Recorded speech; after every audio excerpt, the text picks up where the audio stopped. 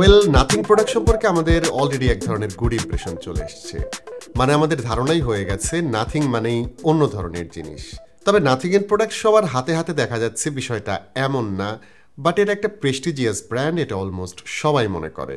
So তাদের watch, যেটি basically তাদের সাব ব্র্যান্ড CMF এর একটি ওয়াচ, সেটা দেখেই মনে হয়েছিল ডিফারেন্ট একটা কিছু হতে যাচ্ছে। বাট এটি হাতে পাবার পর বেশ কিছুদিন ব্যবহার করে সেই ধারণা কিন্তু অনেকটাই চেঞ্জ হয়ে গেছে। সো এটা কি স্পেশাল কিছু নাকি অন্য সাধারণ স্মার্ট ওয়াচের মতোই, সেটা নিয়ে কথা বলবো আজকের এই ভিডিওতে। আপনাদের সঙ্গে থাকছি আমি বাবু, এবং অসংখ্য ধন্যবাদ টেক অ্যান্ড টককে এক্সক্লুসিভ এই ওয়াচটি আমাদের এক্সপিরিয়েন্স করতে দেওয়ার জন্য। যতদূর জানি বাংলাদেশে CMF Watch Pro এখনও খুব একটা অ্যাভেলেবেল না, তবে টেক অ্যান্ড টকে এটি পেয়ে যাবেন, তাদের কাছের সব কালার ভেরিয়েন্টই পাওয়া যাবে।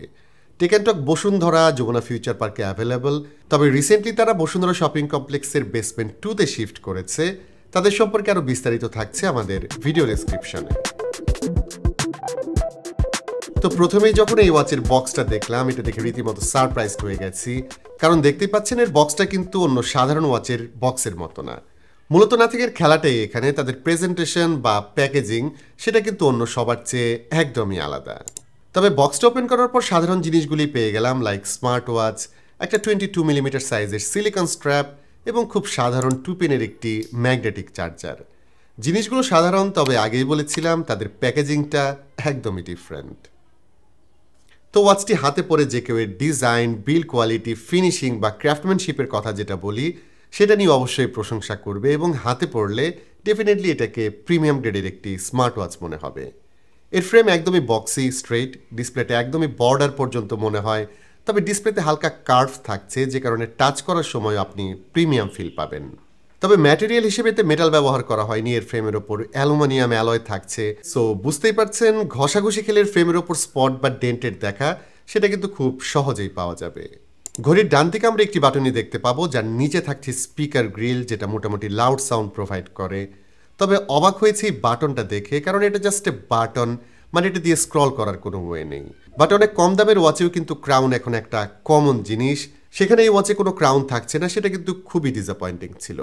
তবে টাচ করে এই ওয়াচে ভালো রকম কমফোর্ট পেয়েছি, টাচ রেসপন্স খুবই ভালো ছিল। সো ক্রাউন না থাকলেও ওয়াচটি অপারেট করা খুব একটা ঝামেলার কিছু ছিল না। এর ডিসপ্লেটা অ্যামোলেড, পিক ব্রাইটনেস 600 নিটসের ওপরে, এবং এর কালার আউটপুট, ক্রিস্পিনেস একদমই নেক্সট লেভেল। ডিসপ্লেটা বেশ বড় সাইজের, 1.96 ইঞ্চ, মানে অলমোস্ট 2 ইঞ্চের মতো। বিষয়টা ভালো, তবে যাদের হাতের রিস্ট একটু চিকন তাদের কাছে আমার মনে হয় এই ওয়াচটা কিছুটা বড় সড়ো লাগতে পারে, যদিও আমার মিডিয়াম সাইজের হাতে এটা কিন্তু ঠিকঠাকই মনে হয়েছে। প্লাস পয়েন্ট হচ্ছে ওয়াচটির ওজন কিন্তু খুব বেশি না, স্ট্র্যাপ সহ এর ওজন 47 গ্রামের মতো। সো হাতে কিছু একটা পরে আছি, সেটা কিন্তু খুব একটা ফিলই হয় না। তবে একটা জিনিস জানিয়ে রাখি, এর ডিসপ্লের ব্যাজেল কিন্তু অনেক বেশি। নর্মালি এটা চোখে পড়বে না, কারণ এর ডিসপ্লে যেহেতু অ্যামোলেড, একদম পিচ ব্ল্যাক কালার প্রডিউস করে, সো এর কালো রঙের বডি আলাদাভাবে একদমই দেখা যায় না। তবে লাইট কালার ওয়াচ ফেস ব্যবহার করলে বা ফ্ল্যাশ অন করলে এই বিষয়টি ভালো মতো চোখে পড়ে। তো এটা যেহেতু নাথিংয়ের একটি বাই প্রোডাক্ট, সো এর ওয়াচ ফেস বা ইউআইতে নাথিংয়ের এক ধরনের সিগনেচার আমরা দেখতে পাবো। এর ইউআই খুবই রেসপন্সিভ, একদম লাইট ওয়েট, এবং ওয়াচ ফেসগুলো বোল্ড এবং ডিফারেন্ট টাইপের। মানে অন্যান্য স্মার্ট ওয়াচে আমরা যে ধরনের ওয়াচ ফেস রেগুলারলি দেখে থাকি, এই ওয়াচের ওয়াচ ফেসগুলো কিন্তু সেরকম না, অনেকটাই ডিফারেন্ট। এই ওয়াচে টোটাল 5টি face at a time install করে রাখা যাবে। তবে এর কোম্পানিয়ন অ্যাপ CMF ওয়াচে গেলে প্রচুর ডিফারেন্ট লুকের ওয়াচ ফেস পাওয়া যাবে, আর এতে টোটাল 8টি অলওয়েজ অন ডিসপ্লে ফেস পাওয়া যাবে, এবং সেগুলোও অনেকটা ডিফারেন্ট দেখতে। আমার মনে হয় তারা ইউআই বা ওয়াচ ফেসের ক্ষেত্রে ভিজুয়ালি ডিফারেন্স আনতে পেরেছে। তবে অপারেশনের কথা বলতে গেলে এখানে ডিফারেন্ট কিছু নেই। ওপর থেকে সোয়াইপ করলে কন্ট্রোল সেন্টার পাওয়া যাবে, যেখানে brightness toggle, flash light, do not ডিস্টার্বের মতো আইকন দেখা যাবে। নিচ থেকে সোয়াইপ করলে পাওয়া যাবে নোটিফিকেশন সেন্টার, এবং ডানে বা বামে গেলে পাওয়া যাবে বিভিন্ন ধরনের টাইলের ক্ষেত্রেও কিন্তু আইকনিক কিছু থাকছে না, অন্য ওয়াচগুলোর মতোই। মানে এতে activity, heart rate, weather, sleep detail দেখা যাবে। টাইলগুলো কাস্টমাইজ করা যায় না, এবং আরেকটা বিষয় হলো এই ওয়াচে যেসব নোটিফিকেশন আসবে সেগুলোর কোনো রিপ্লাই কিন্তু এখান থেকে দেয়া যাবে না। তবে যারা বিভিন্ন ধরনের চাইনিজ স্মার্ট ওয়াচ ব্যবহার করে থাকেন তাদের জন্য কিন্তু এটা আসলে খুব একটা বড় ব্যাপার না, কারণ সেসব স্মার্ট ওয়াচেও কিন্তু এই রিপ্লাই ফাংশনটা থাকছে না। তবে গ্যালাক্সি ওয়াচ বা অ্যাপল ওয়াচে কিন্তু এই ফিচারটা থাকছে, এবং সেটা কিন্তু খুবই কাজের এবং কনভিনিয়েন্ট একটি জিনিস। আমার মনে হয়েছিল এই ধরনের প্রিমিয়াম ফিচার এই ওয়াচে থাকতে পারে। ইনফ্যাক্ট এই ওয়াচের নামের সাথে যেহেতু প্রো শব্দটা থাকছে, সো এরকম ফিচার না থাকাটা আসলে কিছুটা হতাশাজনক। তো রিপ্লাই ফিচার না থাকলেও কাজের একটি জিনিস কিন্তু এই ওয়াচে থাকছে, সেটা হচ্ছে এতে জিপিএস পাওয়া যাবে। সো যারা ওয়ার্কআউট করেন তাদের জন্য এই জিনিসটা কাজে লাগবে। তারা ওয়ার্কআউটের লোকেশন এবং ওয়ার্কআউট ডিটেল এতে পেয়ে যাবেন, যদিও জিপিএস ট্রিগার্ড হতে আমার কাছে অনেক বেশি সময় লেগেছে। এছাড়াও এতে IP68 water and dust resistance থাকছে। সো সামনের দিনে যখন ঝড় বৃষ্টি চলে আসবে তখন এটা কিন্তু টেনশন ছাড়াই ব্যবহার করতে পারবেন, এবং অবভিয়াসলি এটা পরে আপনি ফ্রেশ ওয়াটারে সুইমও করতে পারবেন, যদিও এটার ওয়াটার রেটিং টেস্টটা আমরা করতে পারিনি। অন্যদিকে স্পোর্টস মোড হিসেবে এই ওয়াচে 110টার মতো মোড থাকছে, মানে অলমোস্ট সব ধরনের মোডই এই ওয়াচে পাওয়া যাবে। স্পোর্টস ছাড়াও অন্যান্য হেলথ ফিচার ওই ওয়াচে থাকছে, like step counting, 24 hours heart rate monitor করা, ব্লাড অক্সিজেন দেখা, স্লিপ মনিটরের মতো ফিচার। এছাড়াও এতে স্ট্রেস লেভেল দেখা বা ব্রিথ ট্রেনিংয়ের মতো অপশনও পাওয়া যাবে। এসব ফিচার অলমোস্ট সব ওয়াচে এখন থাকে, নাথিং এক্সট্রাঅর্ডিনারি। তবে এটার ক্ষেত্রে রিডিংস বা মেজারমেন্টগুলো আমার কাছে বেশ রিলায়েবল মনে হয়েছে। তো দরকারি আরেকটি ফিচার, সেটা কিন্তু এই ওয়াচের ক্ষেত্রে আমরা মিস করছি না, এবং সেটা হচ্ছে কলিং ফিচার।